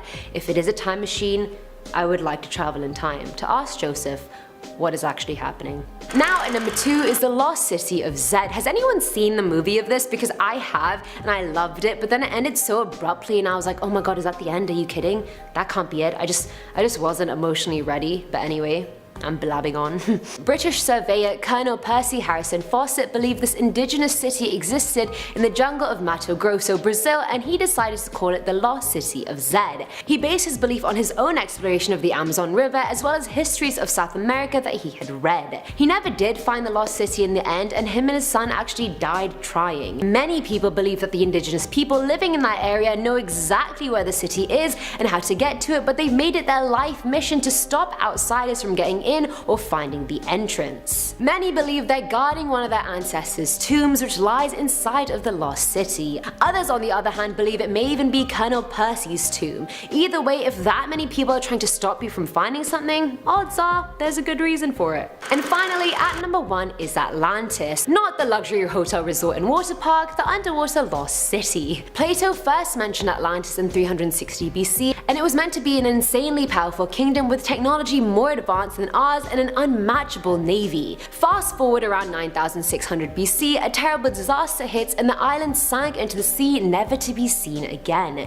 Many teams have tried to find Atlantis over the years, notably a man called Simcha Jacobovici, hopefully I said that right, who dove into the Mariana Trench. And all he found was 6 Bronze Age stone anchors near Spain, which seemed to have come from a civilization existing 4,000 years ago, which is still way off when Atlantis existed. But many people believe because their technology was so advanced, they found a way to disappear to us but still exist by themselves. Perhaps they cracked the code to living completely underwater as humans, and that's what they've been doing since 9600 BC, who knows? Plato never clarified how advanced actually was. Many people believe an underwater tomb belonging to one of Atlantis' early leaders is the entrance to the hidden kingdom, but do we really want to find it? What if they advanced even more being hidden away all this time? What if they've developed weaponry to face anyone who accidentally finds this tomb and exposes them? What if they're strong enough to take us down? I don't have any more what ifs. Should we really be seeking our demise? I think not. and I think you should agree with me. Starting off this list in our number 10 spot, we have KV55. This is a tomb that is referred to by a number rather than a name because we don't actually know who lies inside of the tomb. While this tomb had its modern discovery in 1907, we still haven't quite found the answers surrounding this mystery. To make things a little more eerie, while the walls of the actual tomb are bare, which is bizarre, as you walk down the steps towards the tomb, you'll notice that there are some markings leading up to it. You'll see inscribed on the wall of the entrance the words which can be translated to, quote, "The evil one shall not live again." If this wasn't enough to give you an unsettling feeling, the coffin inside of the tomb has been desecrated, with part of the face having been removed as well. So all in all, we don't know a lot about what's going on down there, but it doesn't seem good. In our number 9 spot today, we have Chapter 17. Archaeologists had a large and very exciting discovery as the 4,200-year-old funerary temple of Queen Nerit, who was the wife of the pharaoh Teti, was found. The recently excavated Siraka necropolis was stocked full of incredible treasures. Inside there were over 50 wooden sarcophagi, there was a board game, a riverboat with rowers, statues, wooden masks, a shrine dedicated to the god of the dead Anubis, and there was a burial sanctuary dedicated to the queen. And while all of these are truly unbelievable finds, one of the most fascinating to researchers was a scroll from the Book of the Dead. The 13-foot-long papyrus scroll, which is referred to as Chapter 17 of the Book of the Dead, acts as a chilling guide to the afterlife. In our number 8 spot today, we have golden tongues. A team was working at a temple on the outskirts of the Egyptian city Alexandria when they discovered 16 burials in rock-cut tombs. It was here that they found some mummies that unfortunately had been poorly preserved over the last 2,000 years, but it was what they found with these mummies that was exceptionally interesting. Inside a few of the mummies' mouths were golden tongues nestled inside of their jawbones. It is thought that the dead were given these gold foil amulets that were shaped like tongues so that they could speak before the court of the god Osiris in the afterlife. Osiris is the god of fertility, agriculture, the afterlife, the dead, resurrection, life, and vegetation, and he was also the judge of the dead, so it is imperative that those headed to the afterlife impress him. When we break it down and understand why these gold tongues might have been placed with the bodies, it becomes less of a horrifying discovery and more of an absolutely fascinating one. In our number 6 spot today, we have Marcus. Inside the necropolis of Porto Sarno, which was found in the ancient Roman city of Pompeii, a tomb was found which held the remains of Marcus Venerius Secundio, and these remains are the best preserved ones ever found in ruins. The partially mummified remains included hair and bones and even a partial ear, and they belonged to Marcus, who was a former slave who was able to rise through the ranks. This discovery was unusual because tests showed that Marcus died around the age of 60, and during Roman times adults were usually cremated. After being freed from slavery, Marcus was able to join a college of priests who were in charge of a form of emperor worship. Being buried inside of a tomb is a reflection of the fact that when he passed, he was in good social and economic standing. It is believed that this tomb dates back decades before the eruption of Mount Vesuvius in 79 AD destroyed Pompeii. In our number 5 spot today, we have Tomb Storeroom. During the excavations of a 2,600-year-old vast necropolis that sits just south of Cairo, researchers unearthed a tomb, of course, or else why would I be talking about it right now? But here's the thing about this specific tomb. It had a storeroom that was housing about 24 mummies. The tomb was located at the bottom of a 36 feet deep shaft, and the 22 mummies were found along the tomb walls. The mummies are believed to date back to 640 BC during the 26th dynasty, which was Egypt's last independent kingdom. Many of the mummies were unfortunately poorly preserved, so their identities as well as the reason why so many were put into one room is left as a bit of a mystery. In our number 4 spot today, we have a Bronze Age tomb. Imagine you're a farmer in Ireland and one day you're just minding your own business and somehow manage to stumble upon an ancient tomb that's basically been untouched for thousands of years. Well, that's pretty much exactly what happened when a burial site was uncovered on southwest Ireland's Dingle Peninsula. Inside this site, researchers found human bones along with items that may give us some insights into prehistoric burial and death rituals. This tomb is believed to date back to the Bronze Age, but unlike other tombs from the time, this one was completely underground, which means that it may be even older than once suspected. The tomb was found during some land improvement work when literally a stone was turned over and it revealed the chamber underneath. In our number 3 spot today we have mice. A couple years ago in 2019, as archaeologists were searching through a well-preserved and beautifully painted tomb that had been found in the Egyptian town of Sohag, the tomb is thought to be from around 2,000 years ago and was built for a man named Tutu and his wife. Other than the human mummies that were found inside of this tomb, researchers also found animal mummies, including dozens of mummified mice. This tomb is one of 7 that were found in the area after authorities found smugglers digging illegally for artifacts, which honestly sounds like it should be the plot of a movie. While I'm sure these kinds of discoveries are insanely important and helpful for all kinds of researchers, finding dozens of mummified animals along with human mummies probably isn't the nicest discovery there's ever been. In our number 2 spot today we have a gibbon skull. Gibbons are a type of ape that are often characterized by their swinging ability coupled with their loud, bright calls, and the 8th century Chinese poet Li Bai described their voices as they swung past the Yangtze River. But here's the thing.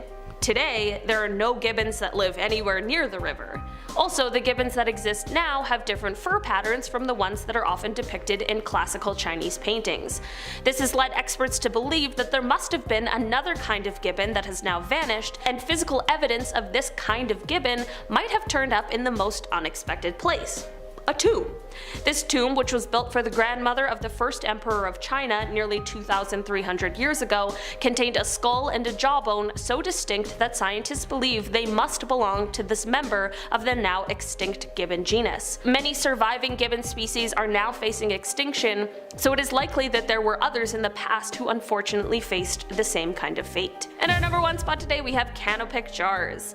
This is a discovery that is actually quite a common find in tombs, but that doesn't make it a pleasant one, although there is a reasonable explanation behind this.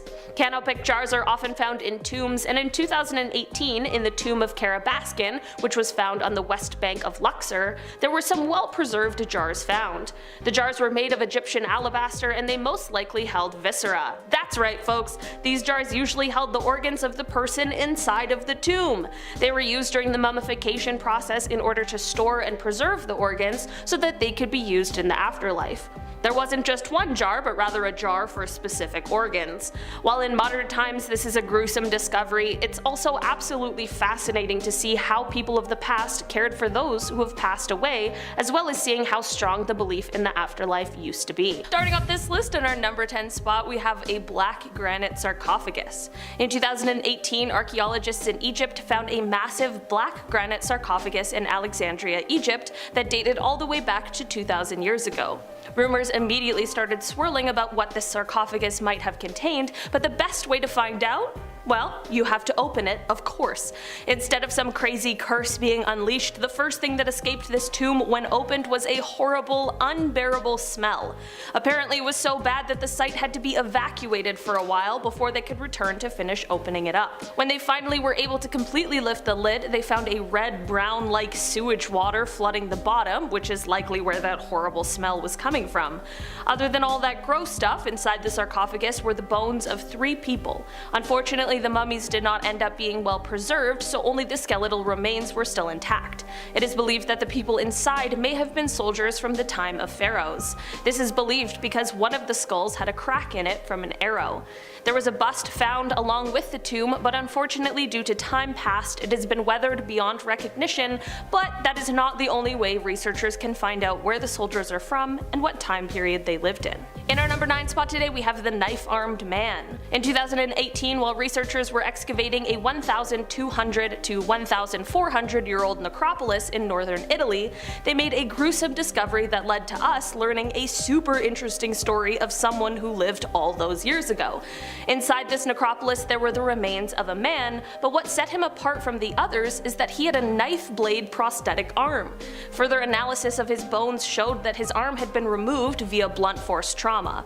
Normally all those years ago the wounds would have killed you, if not from the blood loss then from infection, because of course this was a time before antibiotics, but somehow this man managed to survive it all, and in doing that he made himself the scariest prosthetic limb I've ever heard of. He replaced his missing hand with a long knife buckled to his arm with leather straps. It's like pretty metal. In our number 8 spot today we have the tomb of Thomas. A few years ago, archaeologists were searching in the tomb of Thomas, who is a high-ranking Egyptian official. Within the tomb, they found jars that contained something they weren't exactly sure of. Well, further research was able to date this substance back 3,200 years ago, and guess what it was? Cheese. Dr. Enrico Greco from the University of Catania, who worked with colleagues from the Cairo University in Egypt to determine what this substance was, said, quote, "The material analyzed is probably the most ancient archaeological solid residue of cheese ever found to date. We know it was made mostly from sheep's and goat's milk, but for me, it's really hard to imagine a specific flavor." While this is a super cool discovery and one that gives us incredible insight into those times thousands of years ago, imagine finding a 1,000-year-old cheese. That sounds absolutely disgusting. Honestly, I'm so grateful for the scientists who put up with things like that so we can have answers to these sorts of things. In our number 7 spot today we have cats. In 2018, archaeologists were excavating a 4,500-year-old tomb that was found near Cairo, and if you're a cat person, this one might be one for you to skip over. Inside of this tomb, not only did researchers find 100 gilded wooden cats along with a bronze statue of Bastet, the goddess of cats, but they made the startling discovery of dozens of mummified cats. It is known in ancient Egyptian culture that cats were highly regarded and admired by humans. They weren't necessarily worshipped or anything like that, but they did see them as divine. The tomb these cats were found in has been dated back to the 5th dynasty of the Old Kingdom. While the looks of the cats is an absolutely horrifying one, not only was this find incredibly interesting, but it also showed that the mummification process is highly effective. In our number 6 spot today we have scratch marks. When archaeologists opened a tomb they had located that dated all the way back to the Qing dynasty, they certainly did not expect to find what was inside. They weren't shocked to find the remains of a person, but what was shocking was the state she was in. Her skin had turned black like charcoal and she had a terrifying expression on her face, with her mouth wide open like she had been screaming. To make matters even worse, apparently there were scratch marks that she had left on the inside. Further research showed that it is believed that this woman suffered from a difficult birth, and during labor she fainted. Since childbirth used to be a way more dangerous activity, it is thought that her family believed she had passed away, and then they buried her, and of course you know the rest. What a horrifying story for everyone involved. In our number 5 spot today we have the Silver Sumerian Harp. The Silver Sumerian Harp was found in a very large royal tomb of ancient Sumeria. You might be sitting there thinking, a harp isn't exactly terrifying, and I agree. This harp certainly was not a terrifying find, but the scene it was found amongst absolutely was. The tomb contained not only the harp, but the musician who was playing it, along with an entire group of musicians, servants, and several soldiers, all who were sealed in this tomb while they were performing their duties. Many of them were dressed in what was considered formal attire and were wearing gorgeous jewelry. The area where all of these people were found is referred to as the Death Pit because of the large number of bodies found within it. Music was an incredibly important part of life, celebratory, and ritual occasions in ancient Mesopotamia. In our number 4 spot today we have the Tomb of Sunken Skulls. In 2009, archaeologists were excavating the bottom of a prehistoric dry lake bed in Sweden when they began to find the foundations of some sort of a stone structure. Yeah, we're talking about a tomb found at the bottom of a lake. Further research began to unearth the usual things like animal bones, stone tools, and that sort of thing, but they also uncovered skulls belonging to 10 people that are believed to have lived 8,000 years ago.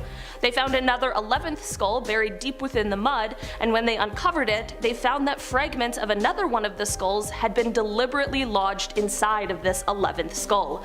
Almost all of the skulls were jawless and were mounted on stakes. There are a few theories as to why the skulls were here, and some people believe that this site may have been used for secondary burials, but others believe that this tomb belonged to enemies that were killed in combat. Either way, researchers were rightfully shocked when they unearthed this tomb. In our number 3 spot today we have biscuit beetles. Okay, I know this one won't be horrifying to everyone, but as you guys know, I really hate bugs a lot, so this one seems like my worst nightmare. As it turns out, mummies aren't the only things that tombs can preserve. Unfortunately, some little beetles from 3,000 years ago managed to find themselves preserved inside of a loaf of funerary bread that was found inside of a tomb inside the necropolis of ancient Thebes. Food would often be left inside of ancient Egyptian tombs because they were symbolic offerings intended to feed the deceased in the afterlife. Well, the deceased apparently weren't the only ones chowing down because a bunch of biscuit beetles were found inside the bread. I just can't imagine being stoked to find a mummy and instead finding bugs. In our number 2 spot today we have the tomb of Hatshepsut. She was the 5th pharaoh of the 18th dynasty of Egypt, and she was the 2nd historically confirmed female pharaoh. She was an incredibly interesting person who we could really talk about all day, but we are here talking about tombs, so let's cut to when hers was found and unearthed. There were a few interesting things found within her tomb, but the real horrors came after when they began to examine her remains. They were actually able to find a cause of death for her and can actually attribute it to something she possessed. They found benzo-prying carcinogenic skin lotion with the pharaoh, and it is believed that this gave her bone cancer. It is likely that she poisoned herself accidentally while she was just trying to soothe her skin. Being diagnosed with something like that with the help of modern medicine is already a horrible, painful, and scary thing. I couldn't even imagine having to go through it all those years ago without any kind of a treatment. In our number 1 spot today we have this ancient curse. To end off this list today we have a good old-fashioned curse that was unleashed from inside of a tomb. Okay, maybe that was a bit of an exaggeration, but there really was a curse found on the inside of this tomb. The tomb of Ankh-Mahor, who was a pharaoh's official who is thought to have lived around 4,000 years ago during Egypt's 6th dynasty, was an above-ground tomb that was shaped like a rectangular box. Inside of the tomb they found a curse inscribed that warned anyone who dared to disturb it. The curse, roughly translated, states that anything a trespasser, quote, might do against this, my tomb, the same shall be done to your property. It then goes on to warn the trespasser of his knowledge of spells and secret magic, and it threatens to fill impure intruders with the fear of seeing ghosts. These kind of curses have been found in other tombs, and while they certainly are nothing like the ones depicted in horror movies about mummies, it might still be a little unnerving to those unearthing this discovery. Starting us off at number 10 is King Tut's tomb. I think it's pretty fair to say that King Tut's tomb is just about the most famous one on the planet these days. However, although it was discovered over a century ago, it wasn't until fairly recently that 2 secret rooms were found hidden inside the tomb. In August of 2015, a prominent English Egyptologist, Dr. Carl Nicholas Reeves, published a 50-page paper outlining the evidence of 2 hidden doorways inside of King Tut's tomb, and most interestingly, he theorized that the final resting place of world-famous Queen Nefertiti, whose tomb has yet to be found, might actually be intact behind the walls in Tut's tomb. Over the years there have been several scans of the walls to find out more. Some showed evidence of a corridor or void on the other side, while some did not. But honestly, considering the alleged curse entangled with unearthing King Tut's tomb, which was out in the open for all to see, I can only imagine what hell could be unleashed if we mess around with whatever is in that secret room. Coming in at number 9, Brompton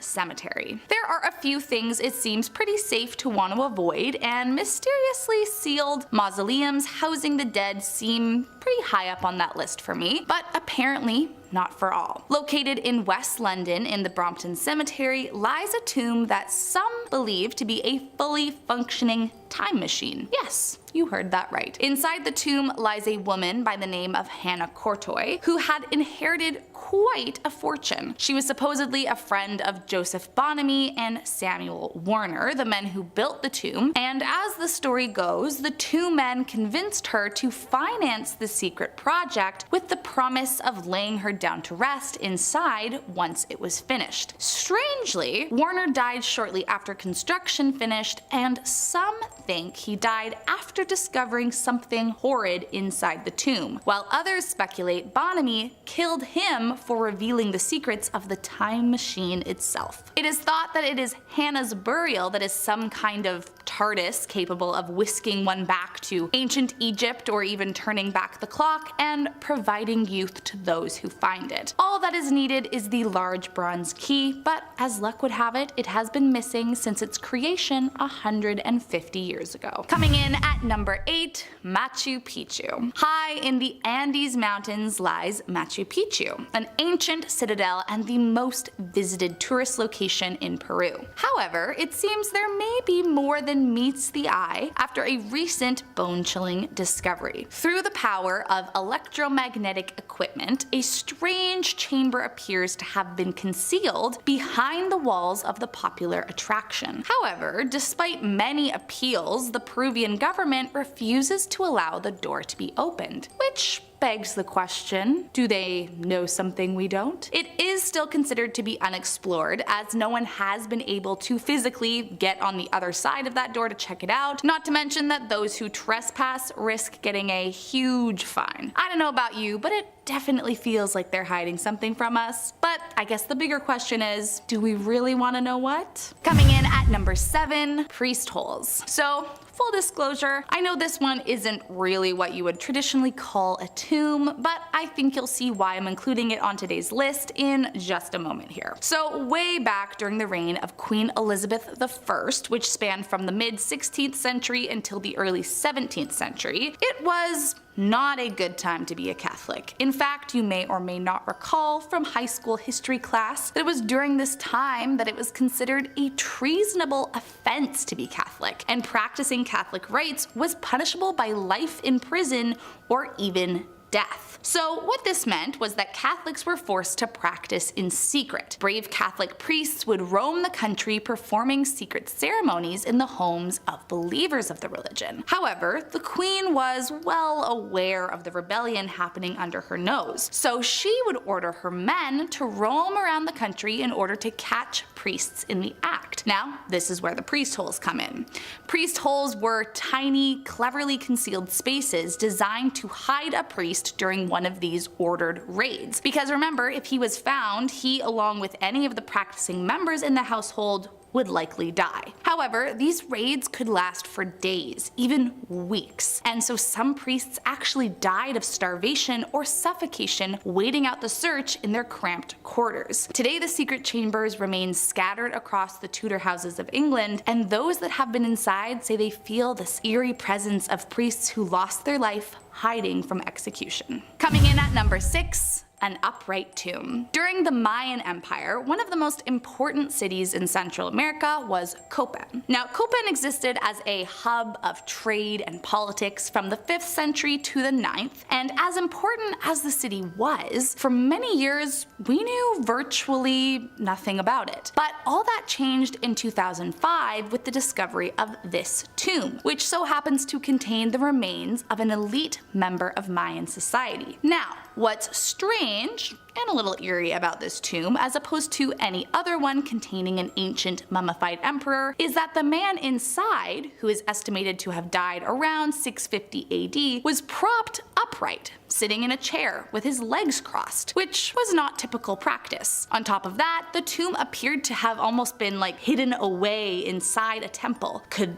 there have been a specific reason? I mean, what do you think? Was this one we should have just left alone? Coming in at number 5, an unsuspecting tomb. Typically, when we imagine ancient tombs, the ones that come to mind are the elaborate mausoleums of kings, queens, or warriors. But of course, they are not the only ones out there. In 2021, the partially mummified remains of Marcus Venerius Secundio were found in a tomb in the ancient Roman city of Pompeii and have been described as the best preserved human remains ever discovered in the city. Now, what's wild about this is the story behind how this man came to earn a tomb. You see, Marcus was a slave and the custodian of ancient Pompeii's Temple of Venus. However, he was freed from from slavery and decided to join the ranks of the Augustales, who were a college of priests in charge of a form of emperor worship. Plus, according to an inscription on the tomb, it seems Marcus helped organize performances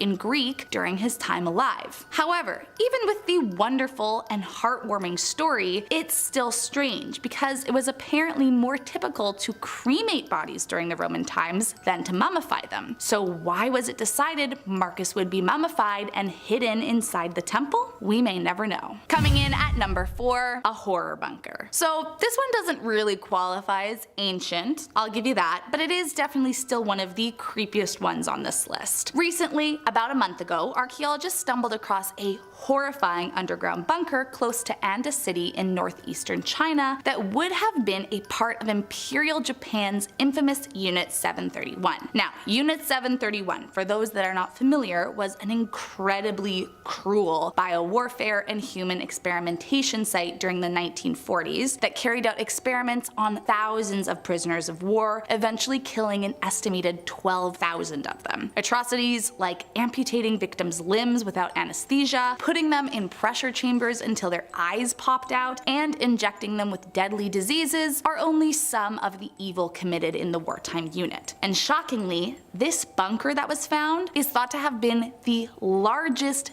testing site for that unit, meaning that thousands of men and women were held captive in this secret chamber where most would have also died. So again, would we call it an ancient tomb? I mean, no, probably not, but I think we can all agree it's a seriously eerie find. Coming in at number 3, the mausoleum of Qin Shi Huang. Buried deep in the Shanxi province lies the tomb of China's first emperor, Qin Shi Huang. And as far as famous tombs go, this one is about as high up there as you can get. For a little backstory, while he reigned, Qin Shi Huang wanted to make sure his tomb was a worthy approximation of his own legacy. So he enlisted thousands of laborers who worked tirelessly for decades to create a tomb worthy of being an emperor. Allegedly, 700,000 laborers worked on the tomb, and it still took nearly 40 years to build. Now, fast forward several thousand years, and what do we find inside? Well, about 7,000 terracotta soldiers, complete with horses, chariots, officers, infantry, and a court. But even more out of this world are the rivers of pure mercury that historians have reason to believe line the inside of the tomb. According to ancient writings, the tomb also contains an entire underground kingdom protected by ancient ballistas and mechanisms that will fire arrows at any potential grave robbers. However, unless that someone is able to get past the underground Mercury River without dying, we might never know for sure. Coming in at number 2, the secret tomb of Genghis Khan. Despite the fact that we all know the notorious 12th century ruler of the ancient Mongol Empire, there is not a soul alive that can tell you for certain just where exactly he was buried. In fact, it has been the subject of many debates over the years. Legend has it that Genghis Khan is entombed in a spot so secretive that anyone who even came near his funeral procession was killed. To make sure it remained a secret, even the 800 horsemen who trampled his gravesite to keep its location secret were executed, along with the 1,000 laborers who escorted his body and dug his final resting place. Just imagine having such loyal followers that you could actually assure this plan would be followed through with without being able to oversee it. Now, to make up for this, a mausoleum has been created to honor him, but it only contains a few personal effects, not his actual remains. His actual resting place might just be the longest kept secret ever. And last up in our number 1 spot, the Paris catacombs. It may not be the first thing that comes to mind when you think of an ancient tomb, but it is where millions have been laid to rest. And if there's one thing that it has in spades, it is secret little nooks and crannies at every turn. It all started in 18th century Paris when cemeteries were in a near hopeless state. You could barely walk through town without smelling the rotting dead bodies, and they were quickly running out of places to put them all. But when King Louis XVI came into power, he enlisted his architect to build a system of underground catacombs to transfer all the bodies to. It allegedly took 12 years to transfer all of the bodies, which is no surprise considering the remains of more than 6 million people can be found there. And as you probably guessed, it's wicked haunted. And although many have dared to visit these winding maze tunnels, that doesn't mean it comes without risk. Visitors say they've seen strange orbs of light, taunting voices, and indescribable shadows lurking in the tunnel, while others say they've literally seen ghosts. But the biggest reason to fear the tunnels is because many that enter never return. Several reports of disappearances have happened through the years, and while some have been found, many have remained lost forever.